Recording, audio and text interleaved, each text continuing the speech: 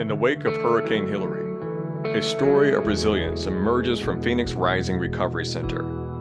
The catastrophic breach of a nearby levee plunged the center into chaos, forcing a swift evacuation of clients to nearby facilities.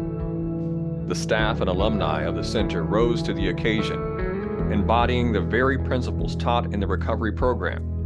Where there is a why, there's a way. Despite the building's contents being ruined, the strength of the staff members and the program alumni demonstrates the power of a shared vision and a clear sense of purpose. Even in the face of a natural disaster, and like never before, does this amazing team of staff, alumni, and even our clients exemplify our mission. The pure drive of authenticity, purpose, empathy, and teamwork has risen to such extraordinary levels during one of the most difficult times we have faced in our recovery community, and we can't wait to rebuild.